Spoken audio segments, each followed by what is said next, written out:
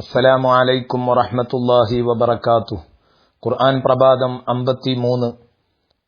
അൽഹംദുലില്ലാഹി റബ്ബിൽ ആലമീൻ വസ്സലാത്തു വസ്സലാമു അലാ റസൂലിഹിൽ അമീൻ വഅലാ ആലിഹി വസഹ്ബിഹി അജ്മഈൻ.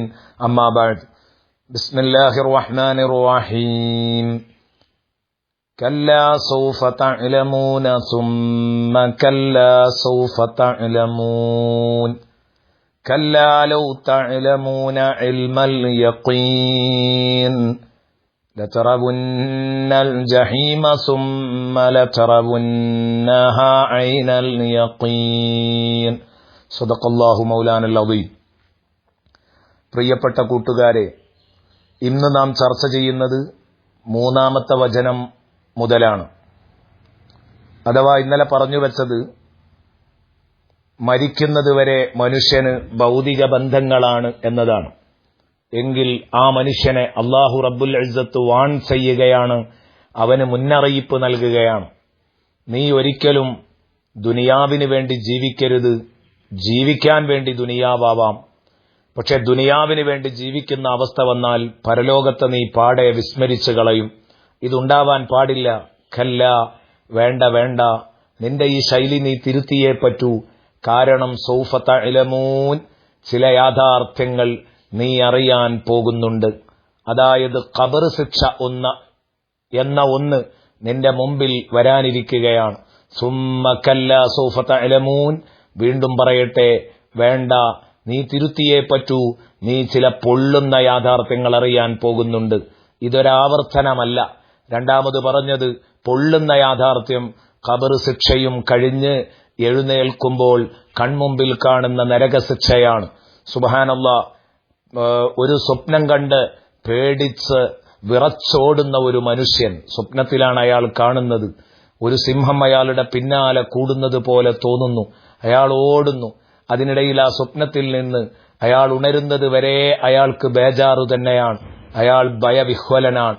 എങ്കിൽ ആ സ്വപ്നത്തിൽ നിന്ന് ഉണരുന്നതോടുകൂടെ ചെറിയ ഒരു സമാധാനമായി.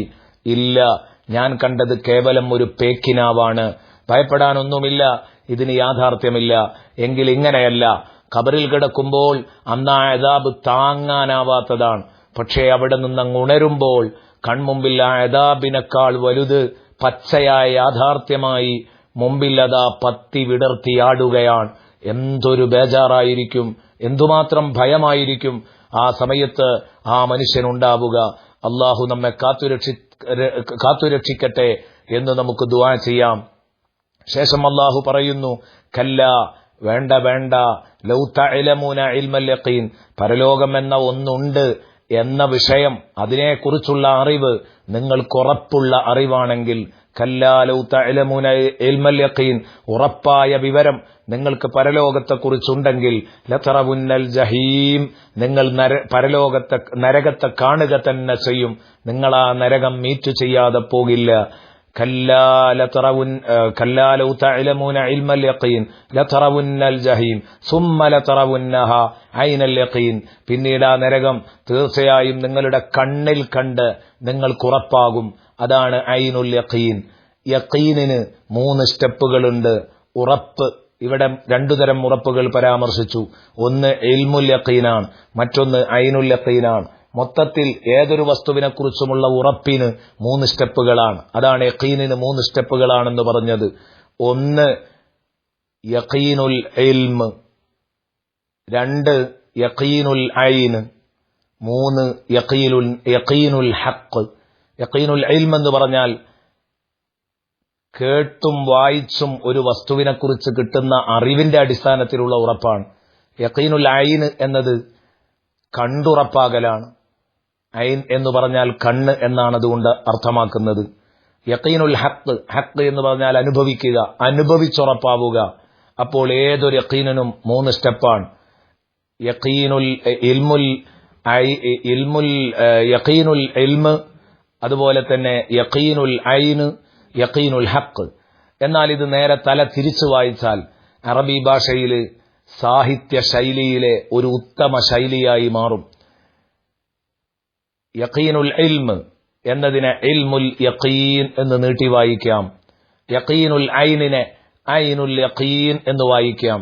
യഖീനുൽ ഹഖിനെ ഹഖുൽ യഖീൻ എന്ന് വായിക്കാം.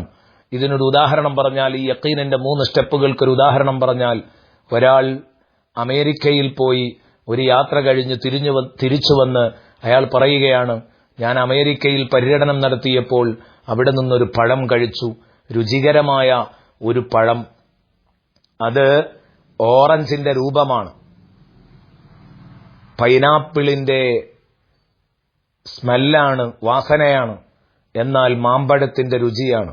ഇങ്ങനെ അസാധാരണമായ ഒരു പഴം പരിചയപ്പെടുത്തി എന്നർത്ഥം. അപ്പോൾ നമ്മളത്, അയാൾ സത്യം പറയുന്നയാളാണെങ്കിൽ നമ്മളതങ്ങ് വിശ്വസിച്ചു.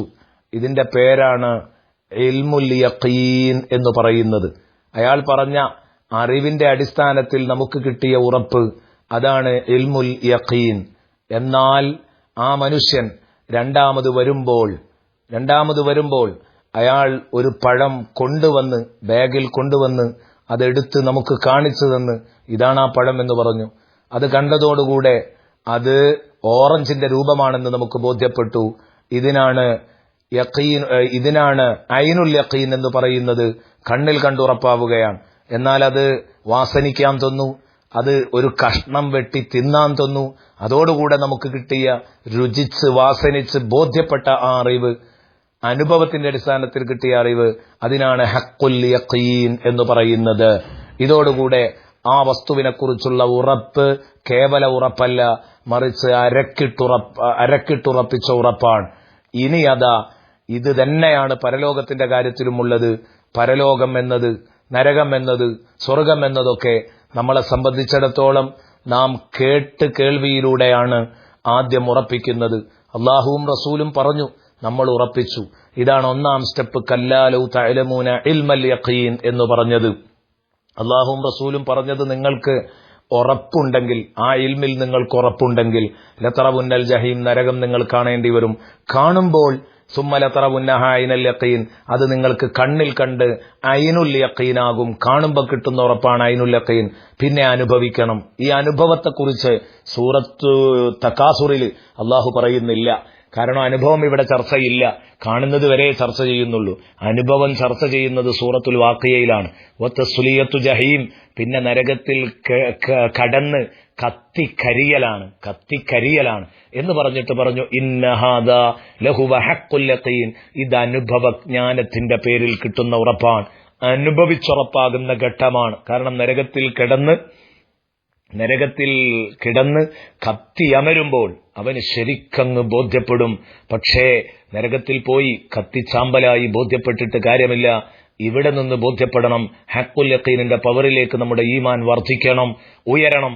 അള്ളാഹു ഉയർത്തിത്തരട്ടെ. അള്ളാഹു നമ്മെ നരകത്തെ തൊട്ട് കാത്തുരക്ഷിക്കട്ടെ. ആമീൻ എന്ന് ദുആ ചെയ്യുന്നു. അസ്സലാമു അലൈക്കും വറഹ്മത്തുള്ളാഹി വബറകാതുഹു.